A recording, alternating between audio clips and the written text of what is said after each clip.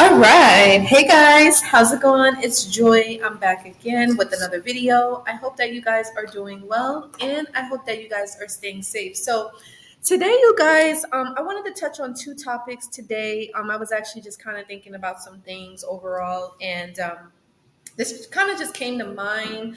The first topic I wanted to touch on is how, the narcissist, I mentioned this before, how the narcissist wants to kill your dreams, right? And then also I did want to just talk about, maybe you could just be on your healing and recovery journey after dealing with the abuse. And maybe you just find yourself, you know, maybe you could be getting bullied or something, or maybe you feel like people are mean and it hurts, and you may feel that you're depressed or something like that, and just kind of coping through that, and just finding other coping mechanisms to handle that kind of experience, because a lot of people could turn to addictions to cope with different depression or people bullying them or being stressed out. So I just kind of wanted to touch on that. But so the first topic in terms of, the narcissist wanting to kill your dreams. So I don't know if you guys remember me talking about like how many, many years ago, back in 2014, once I went no contact with the narcissist back in May of 2024. I said 24. Sorry, you guys. 2014. My apologies. When I went no contact with the narcissist in March of 2014, and how the last conversation that we had on the phone, after, he posted pictures of the new supply, and we was not in contact for a few months. And, that was basically our last dealing with each other. And the last call that we ever had, he basically, or I was asking him like, oh, hey, how are you? That kind of thing. And he was like, I know you had looked on my Facebook page and stuff like that. And I'm like, yeah, because we were friends on Facebook. And then in the end, he ended up saying, oh, did I kill your dreams? You know what I mean? And so a lot of times you guys got to remember that the narcissist wants to kill your dreams. They want to make you upset, right? They want to make you miserable. They want to trigger you. They want to get an emotional response, an emotional reaction out of you. You get what I'm saying? And so when you don't give them that response, they'll try to think of ways on how to continue to get something out of you because you're not giving them what they want, right? And so when I look back, I'm thinking like, wow, like the narcissist really didn't have good intentions, right? They really did want to kill your dreams, right? So I guess I'm just saying all this to say it's okay to create new dreams, you guys. You can create new dreams without the narcissist in your life. It doesn't have to just be this dream that you have with the narcissist. Maybe they sold it to you very good. Maybe they built a picture, they painted a picture for you, they painted a frame, in regards to, you and the narcissist being together, or you guys living happily ever after, things working out between you two. Maybe they sold you that dream, or they could have been future faking you and making it seem like, oh yeah, eventually one day, we will be together. Or I had the narcissist tell me one time, oh, you're the type of person that I could see myself being with long term, that kind of stuff. They could tell you that stuff, but in actuality, they don't have any intentions on following through with that, and that could cause a lot of, hurt and pain, a lot of disappointment, a lot of sadness, and a lot of insecurities in yourself, so that's just something you want to be mindful of. Like, yeah, create new dreams, you guys. It doesn't even have to be like with another person per se. It could just be within yourself. You could create and try to find or think of new things that you can do with your life without having the narcissist in your life, right? And this may not just be for a romantic partner. This could be also for parents. Maybe your parents could be narcissists, or in-laws may be narcissists. Or maybe it could be like your partner has an ex-spouse that's a narc, or, the child could be a narcissist and stuff like that. Maybe you guys may have to have different goals or different, different things that you could be striving for, different aspirations that you want to do with your life outside of the narcissist. Now, I can be honest and tell you guys, like for me, it was a little difficult for me to do that at first because I had built my life around the narcissist. And that's what they kind of do, especially, maybe you're an empathic person, you give people the benefit of the doubt. they kind of like get you to build your life around them. So that way, when they do let you down, right, they do disappoint you, then it could be more devastating, right? It can hurt you more. It can really make you feel distraught more, disturb you more, that kind of stuff. So, you know, and I think that's the reason why the narc asked me, like, oh, did I kill your dreams? Right? Because he knew initially that I was, I had that idea in mind and that, that vision in my head. And the fact that he was like, did I kill it? Then he's like, oh, all right, now you're not going to get it. Did I hurt you enough? Did I get to you enough? That kind of thing. So just remember that this is what you can expect from a narcissist. But although you may go through this, just remember that you don't have to stay down, you guys. You can create new dreams for yourself. You can have new visions for yourself. You can have new aspirations, new things that you strive for. So yeah, don't allow the narcissist to kill your dreams.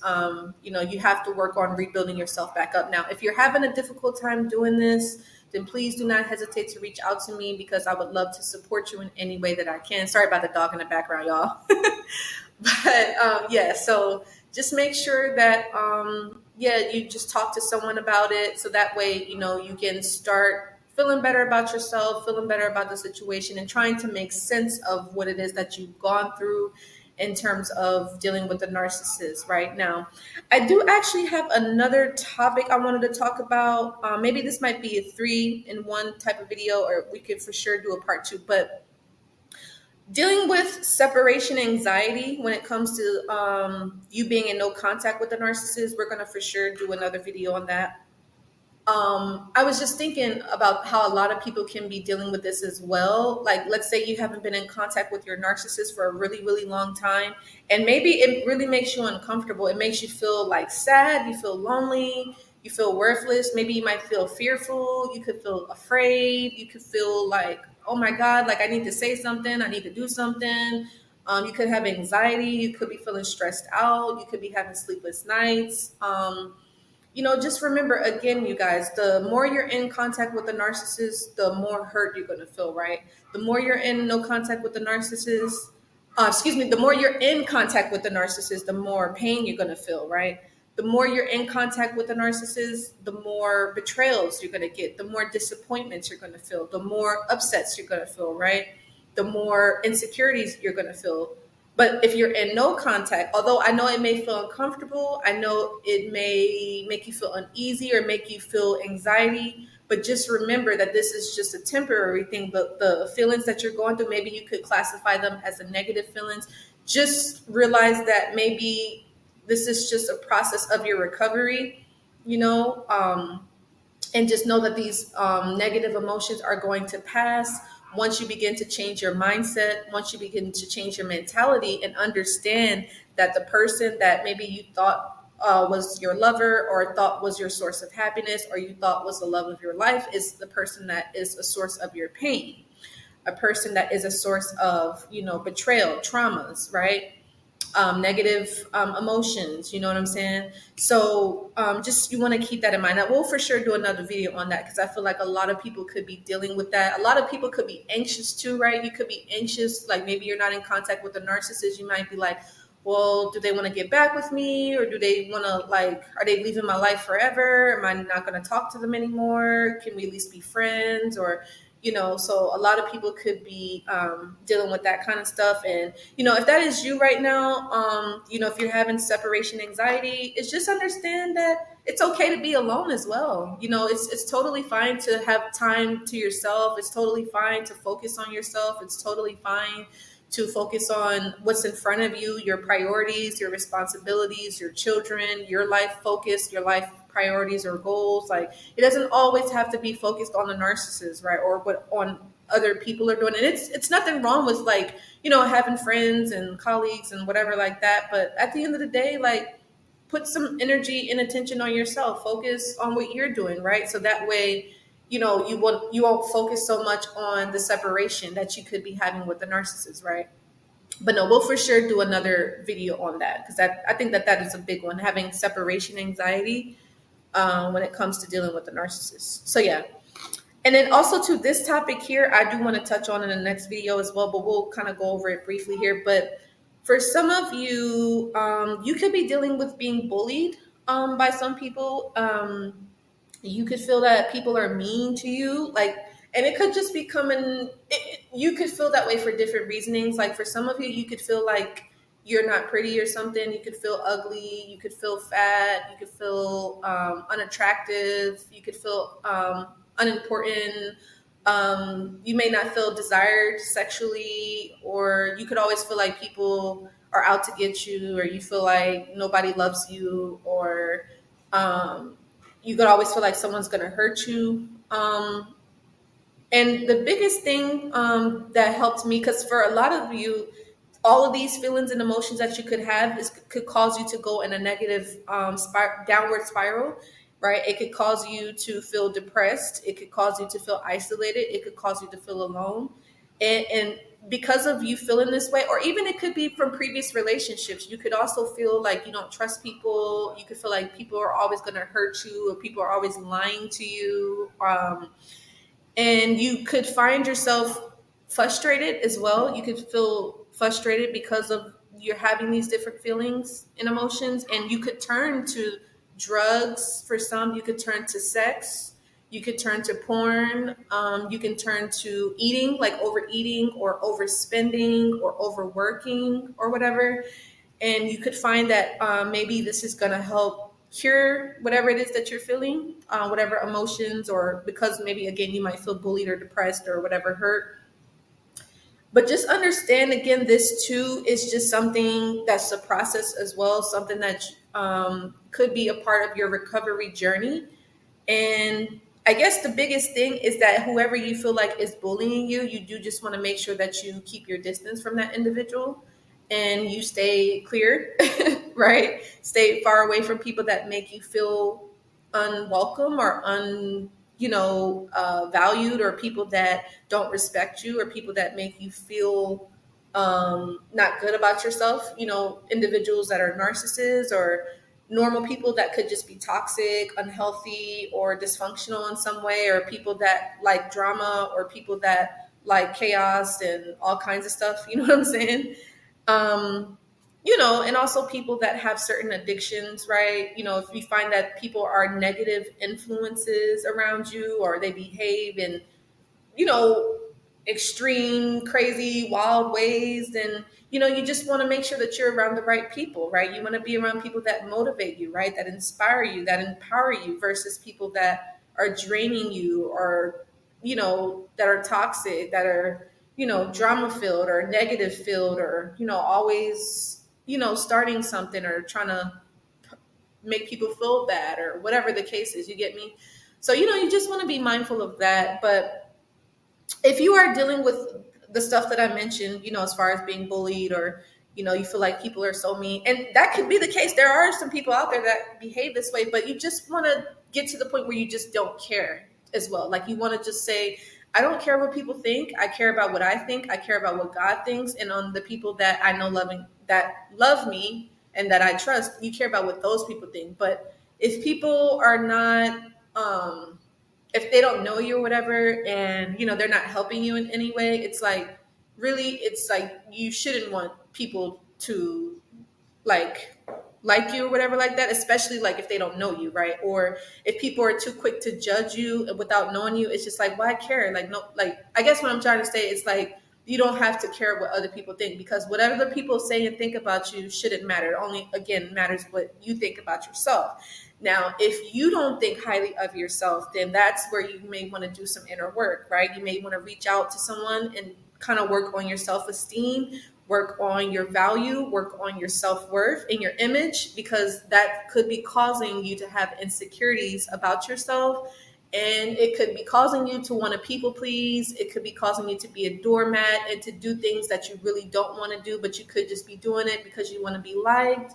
You don't want to upset people. You don't want to hurt people's feelings. You feel like you have to be this person for all these kind of people, when in actuality, a lot of people just don't really care about you like that. I kind of had to learn that the hard way. Some people just don't care about you, and it's all good. But I hope that makes sense. And I'm only speaking this from experience, because I've had a point in my life where I have been depressed for many years. I've been at a point where I have been bullied by people. I also have had a point where, I cared a lot about what people thought about me. I did. And again, we'll talk about that on another video, but I just got to the point where when you're alone, when you're by yourself and there's nobody there but you and God, then you'll realize it's like no one really cares about you like that, truly, but God Himself. Unless you was raised in a type of family dynamic where you got the love that you needed, you got the care, the support, you got the nurturing needed, the protection that you needed, that kind of thing. You felt emotionally bonded with your parents, maybe your siblings too, then that's different because not everybody had a toxic upbringing, right? A toxic childhood or a dysfunctional childhood, right? Or had generational curses, you know what I'm saying? Not everybody had that experience, but a lot of people have, right? And so when you have had that type of upbringing, then you look to other people for safety, right? You look to other people for comfort. You look to other people for validation. But once you stop doing that, then that's when you can be like, well, most people don't care about me anyway, so I'm going to care about me, right? I'm going to look to God for my validation. I'm going to look to God for my happiness. I'm going to look to God for my comfort and my protection. And then eventually, once you are centered, happy, whole, and complete from within, then you can ask God to bring the right people into your life that would be good friends to you, good lovers to you, or good colleagues, or whatever the case is. So I hope that this makes sense, you guys. I would love to know what you guys think on this. Do you guys feel the same way? How are you currently dealing with this now? Do you feel frustrated? Do you feel like you're kind of, dealing with a lot in your life and you're kind of finding yourself using like certain addictions to kind of cope with the frustrations of life, or the pain, or the depression, or the stress that could be going on around you? I would love to know your takeaway in that. So anyway, give the video a like, share, and subscribe. As always, I love you guys so much. Thank you for your support. Any topics you guys want me to do, we can do a video like this and we'll go over it and kind of review it for everybody and see how they feel. So anyway, I love you guys so much. See you all in the next video. Take care. Bye.